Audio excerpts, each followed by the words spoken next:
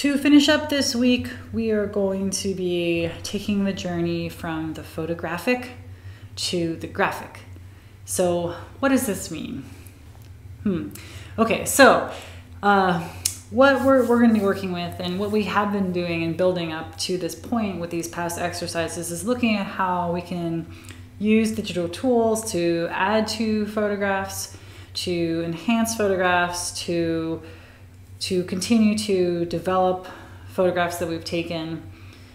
But for the most part, all of our exercises have been still tied to that base photograph as part of its image. So once we're done adjusting the color, the sense of that it is still a photograph is still there. And I want to push that a little bit farther with this last exercise, because this is a process and a technique that a lot of artists use for different practices. So beyond photographers, there are a lot of artists, whether they're painters or screen printers or mixed media artists or people that are working with collage or people that are creating photorealistic images that are way bigger than a photograph, or a graphic designer. A lot of artists work from photographs and other types of images that are photographic, and base their work from either life or from these photographs.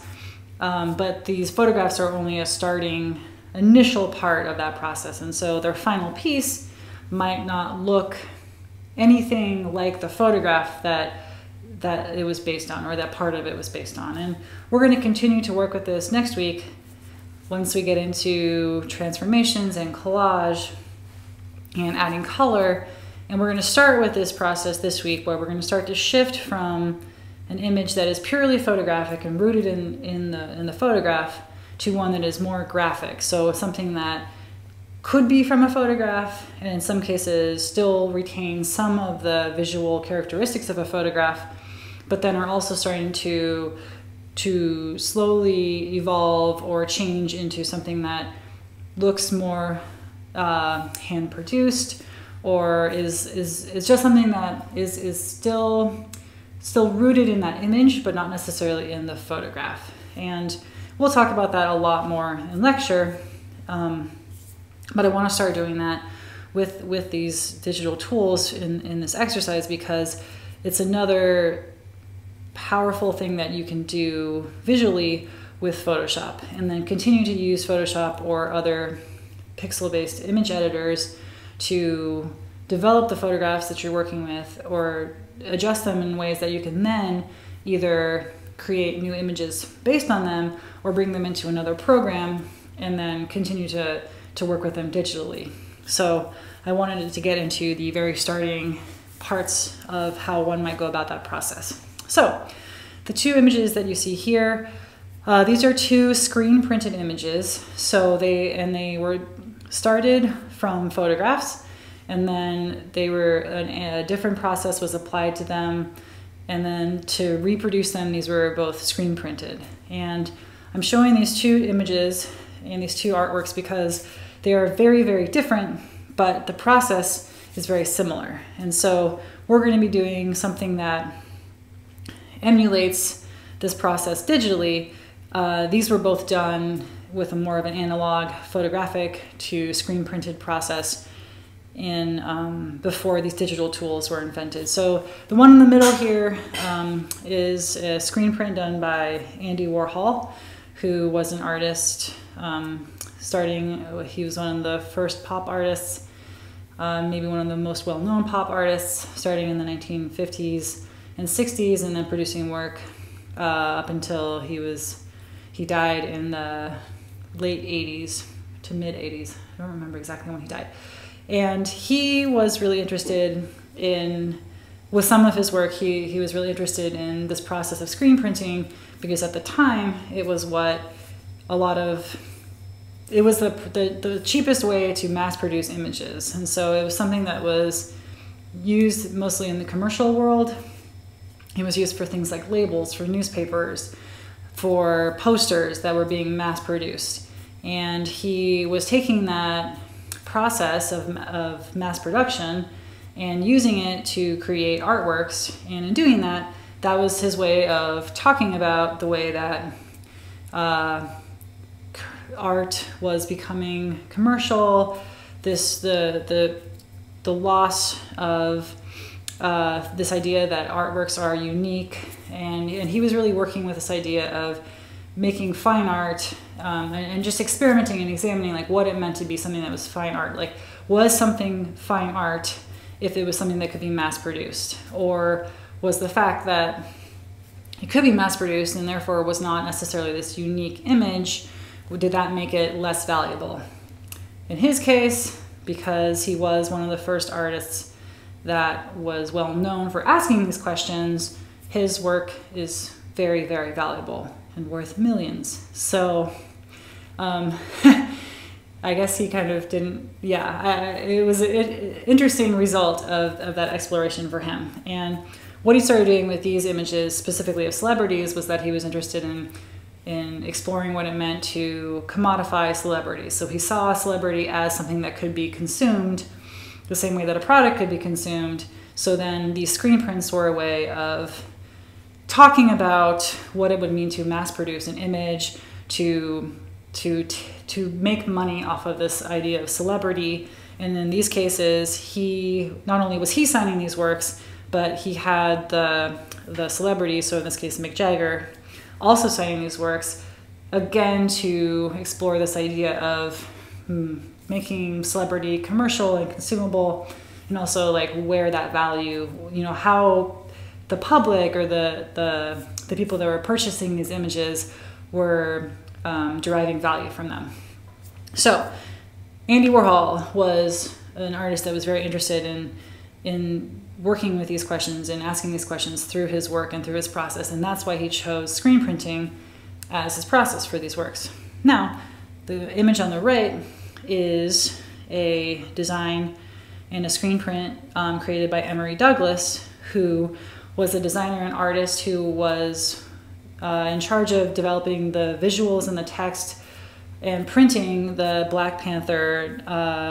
It was a Black community newsletter, a newspaper that was printing out of Oakland, I think, and also San Francisco, at the same time that Andy Warhol was making these prints. And so what this newspaper was doing was, it was a way to talk about the different concerns that this activist group had. And it was a way of spreading information to the other people within their community. It was a way of gaining strength. It was a way of promoting their ideas and really inspiring the people within their community to read about these different issues or these different things that were happening, and to essentially like take issue with them, to learn more about how to be involved, to learn more about what the Black Panther activist group was doing within the community, and then also to learn more about the challenges that they were all facing.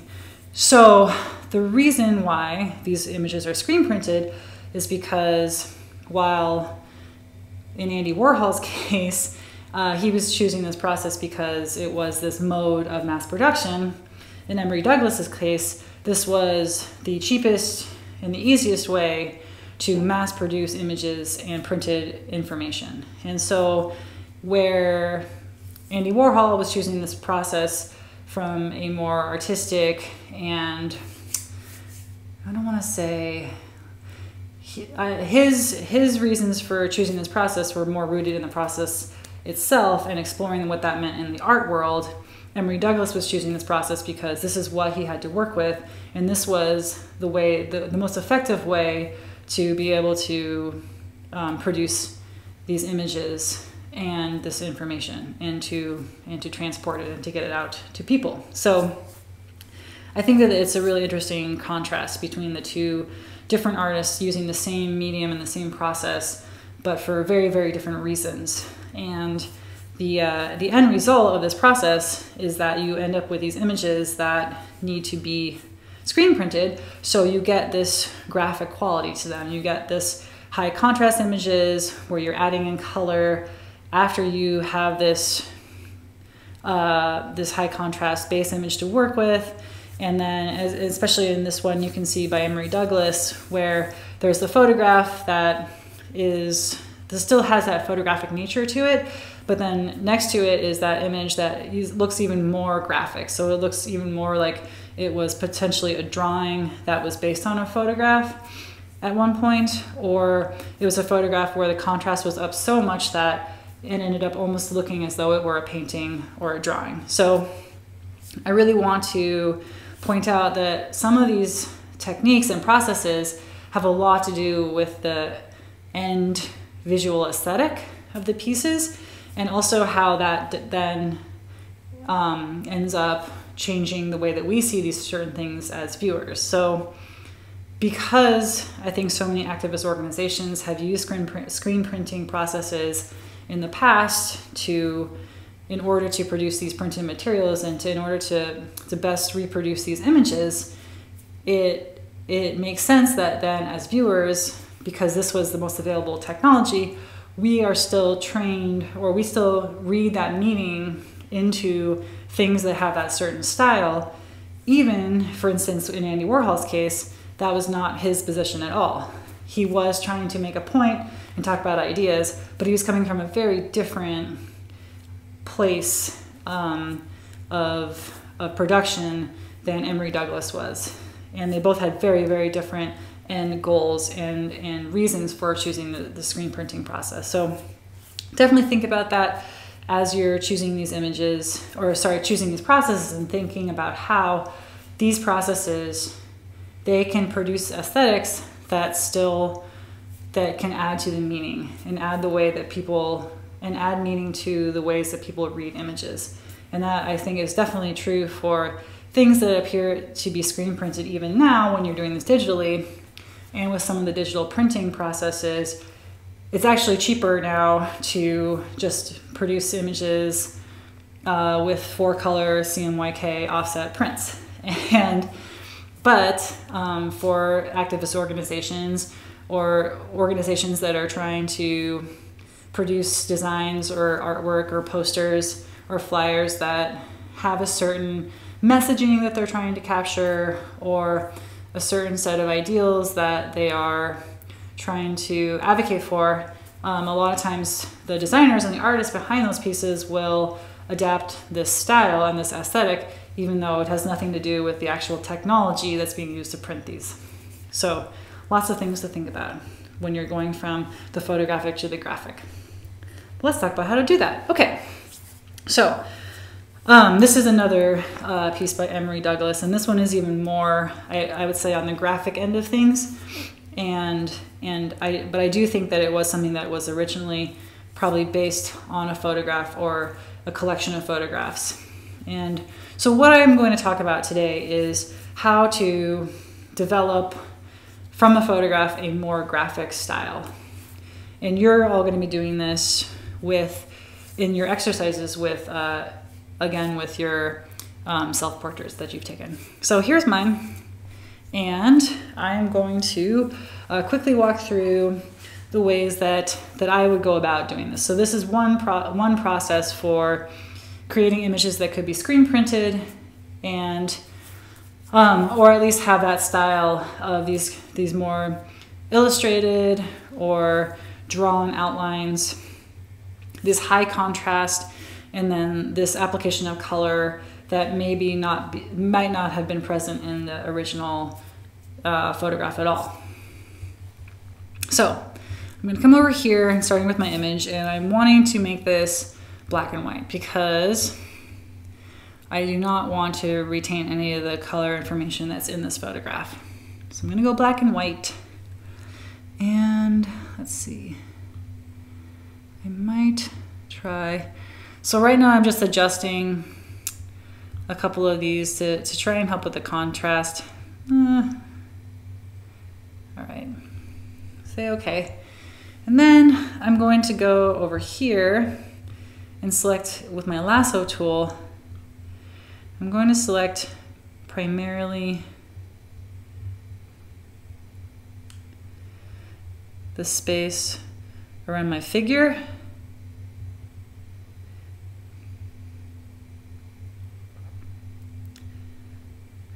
And this is mostly because I want to clear the background, so I don't want, there's this shadow that's here off to the left-hand side, and then there's some shadow along this wall. And I actually want to try and, first I want to try and get rid of some of that shadow. So I'm going to go up to the select menu and then invert the selection.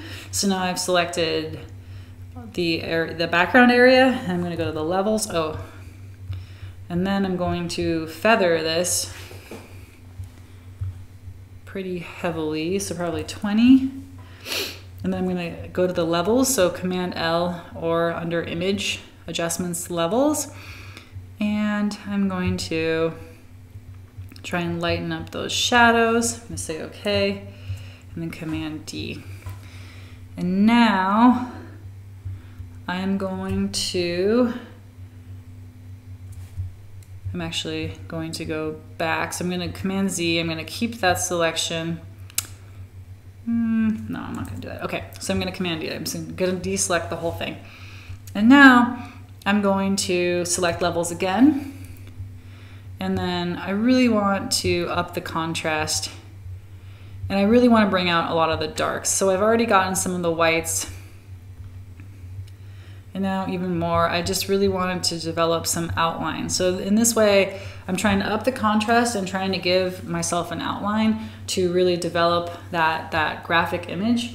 And I'm also trying to think in my head, well, what are the things, the features that I need, the lines that I need in there to say, okay, this is a recognizable figure and not just a blob. So I'm trying to keep as many of my features as outlined or as defined with the contrast as possible, without it becoming super abstracted. So I'm going to say okay, and I'm noticing I'm getting a little bit of a weird thing happening here. So I'm going to go in and I'm trying to get rid of the shadow a little bit more. So I'm going to go up to select. I'm going to feather this again. I'm only going to have this be about 2 pixels because I want this to be a pretty small feather. I want there to be a little bit of blur in between the selection and what's not selected, but I don't want it to be really, really rounded out or blurred. So then I'm going to do that, and I'm going to say levels. There we go. I'm going to try and drop that down a little bit. All right. So now, at least, especially on my face, I have a very good amount of contrast here. So the next thing I'm going to do is I'm going to do this thing called a color range selection. And that is under select. And I'm going to go to color range. And so what this does is this will select all the colors of pixels of one pixel that you are using with this eyedropper tool. And I want this to be a very hard selection, so I don't want there to be feathering within the selection because I'm going to use this to create more of a graphic image, so more of a graphic fill. So I don't want that blurriness to happen. And again, if you're looking at, for instance, this, you don't have, these are very graphic lines. You don't have a lot of blurriness or gradation. You have like very intense like blacks and whites and contrasts and color blocking to develop the image. And so that's what I'm trying to go for with this image. So I'm not going to have the fuzziness high at all. It's going to be at 0.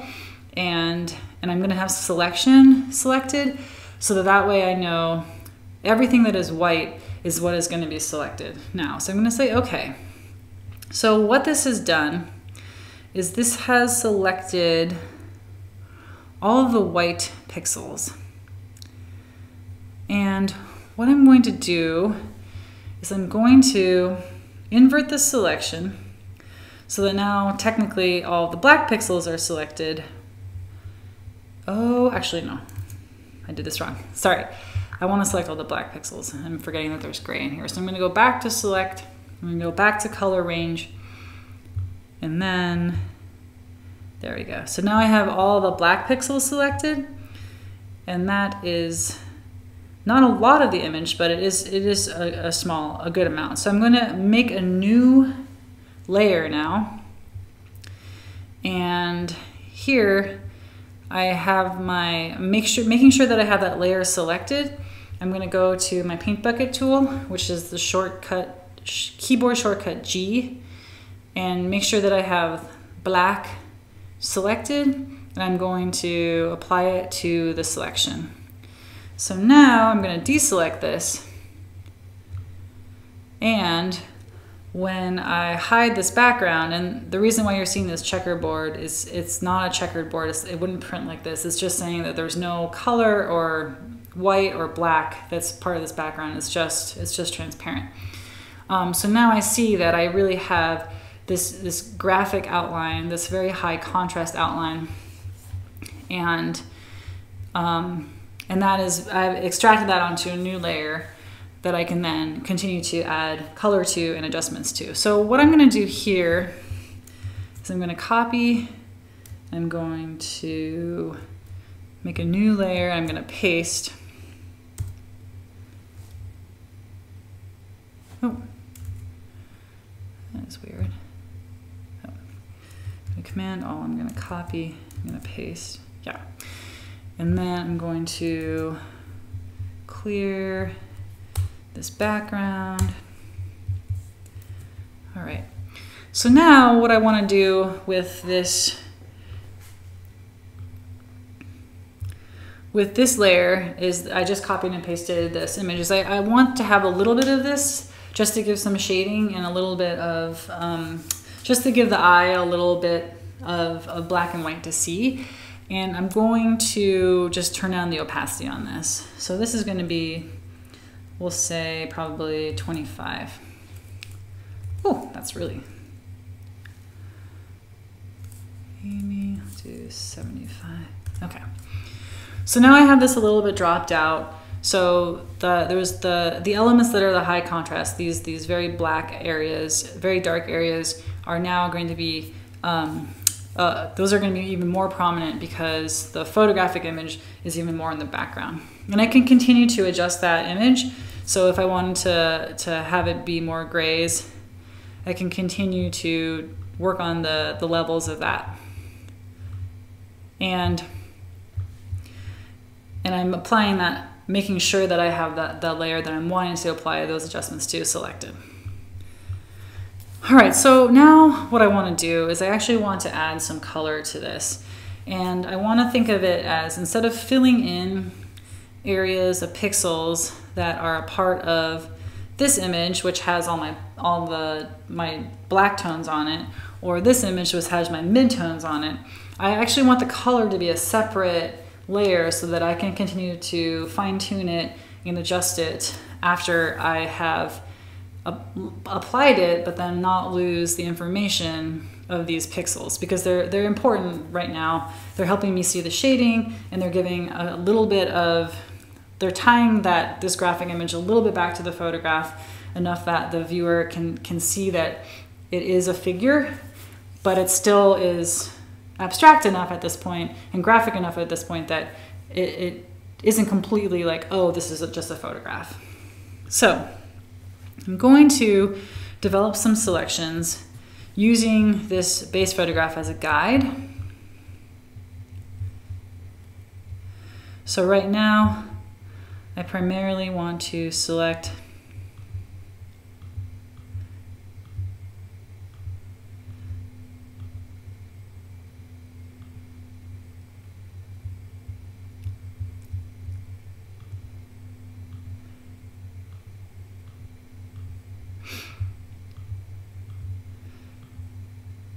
where my skin is showing. I'm going to apply a color to this.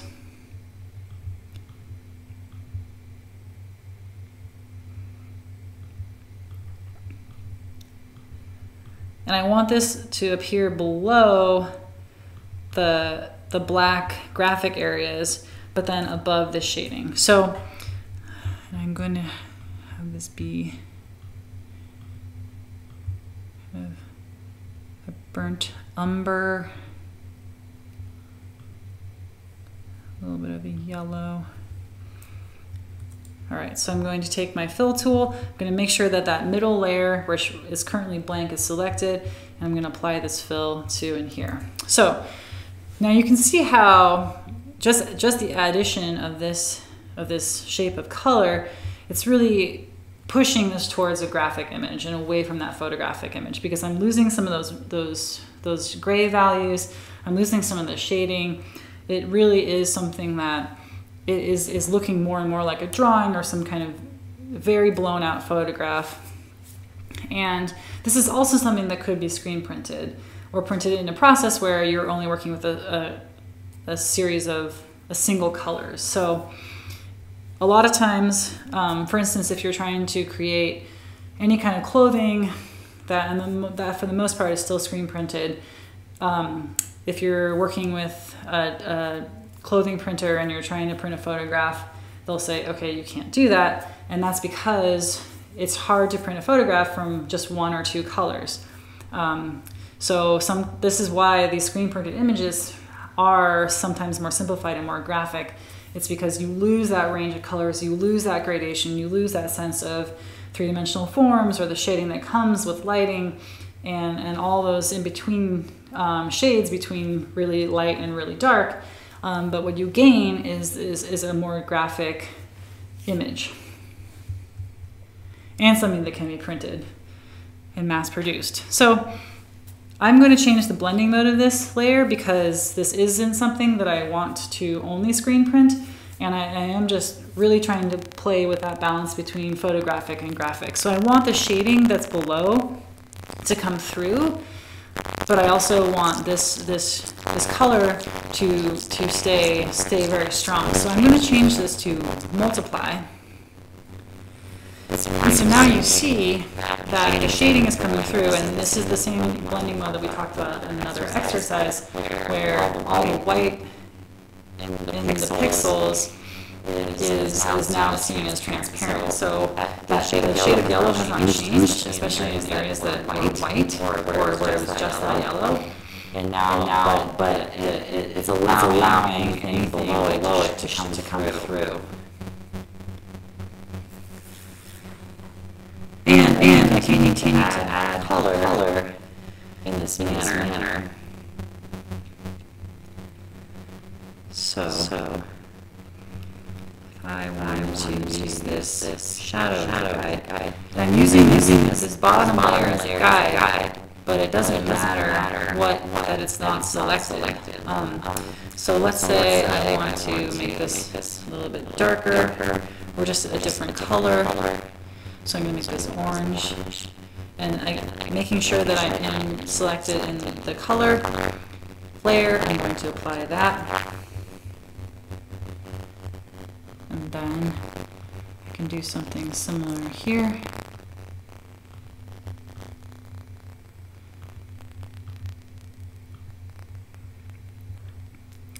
Let's make this a blue. Apply that. So just with the addition of a couple of colors and a couple of different selections, and for instance with the yellow, I was being very precise with that selection because I wanted it to cover where my skin was. And then with these other areas of color, I'm applying more of a collage technique where I am just wanting to have that be an obvious graphic technique or a graphic addition to this overall image.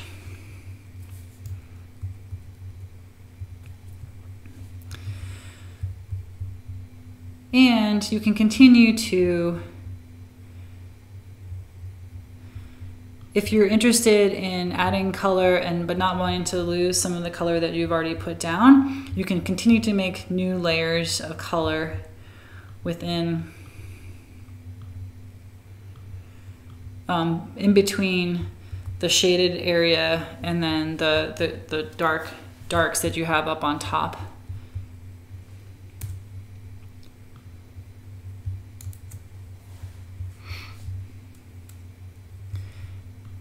And then just remember to continue that you want to work with different color modes. And now, so this is something interesting too. So what's happening here is because this is on a new layer and it's not part of layer 2, instead of filling, instead of taking that selection and then filling it with blue, this is still blue, which you can see when I hide that layer, but because it's on multiply in terms of its blending mode, it's becoming transparent and so when that blue is laid on top of the yellow, it's mixing and creating green. And that's why I'm getting that green down there, where it actually is blue, and then if I were to change the blending mode to something different, it would create a different way of blending together with the other layers. The last thing I'm going to show really quickly is what to do if you want to create a different background, especially when you're using multiply. And the best, one of the best techniques that I can describe for doing this. So let me show you what happens, and let's see. So let's say I want this to have a really dark background, except for where my face is. So I'm going to apply that. And so now, okay, what happens? So it's in the background. I see it's in the background, but it's not really filling all this white. And that's because this layer is we're only dealing with the opacity here at 75. So you're only seeing 25% of this green coming through the areas of white. So if I change this to multiply, however, suddenly it is now kind of blending in with the background in a way that I don't really mind in terms of the hair and kind of the outline and the color of my shirt, but I do want my face to have it be more clear. I want to retain that yellow that I had. I don't want that yellow to be mixing with this background color. So there's a couple of different things you can do. You can do something where you select all of the pixels that are present in the layer. And so, for instance, I have layer 2 selected. I'm going to hold down Control, and then I'm going to hold down Command, the Command key, and then I'm going to move my cursor over the little thumbnail image of that layer. I'm going to click it once. And what that does is that selects the every single pixel that is a part of that layer, it selects. And I'll show you if I do that with layer 1, it does the same thing. And so it's saying wherever there's a pixel, I'm going to select this. So let me go back to layer 2. So now what I'm going to do is I have this selection, and I know that area, I want that area to be brighter. I don't want that to be mixing with this background color. So I can do a couple of things. I can go down to the background layer and delete, and then it'll automatically fill with white. So I have that, now I have that yellow up to the intensity that I was seeing it before, along with the shading of layer 3 over here. That's coming through now more as well. The other option, so I'm gonna go back a couple steps with this, is I could make another separate image and have it, and then, sorry, make another separate layer that is one directly above the background, and then fill that selection with white. And that essentially, it's doing the same thing, except if this were a really complicated selection, if I then wanted to change the background, it wouldn't be as easy as it would, like I would have to then continue to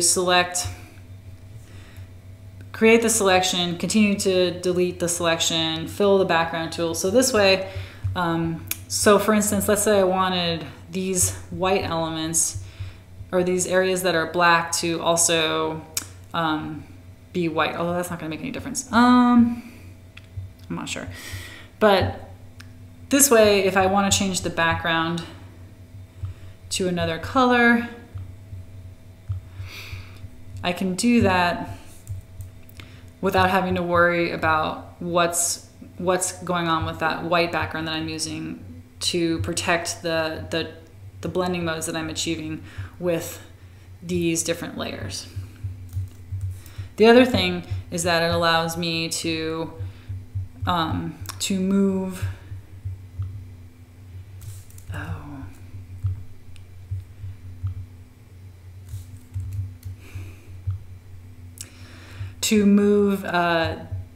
these different to isolate this layer and move it around if I wanted to, or to apply transformations to it, which we'll be doing in future exercises. So this is a good place to start, and for everyone to finish up this exercise, to start working with the different selections that you want to add color to, and to add different effects to, once you are working in this more graphic image. And we're going to be further pushing all of these exercises into more graphic images, and then once we get into Illustrator and vector editors, there'll be even more techniques for developing your own graphics, even without necessarily a photograph, or just developing very abstract graphics, maybe from photographs or images, but where you don't really have any of that pixel information in your final images. So make sure to save your Photoshop file for this exercise, and then follow the posted instructions to export and submit.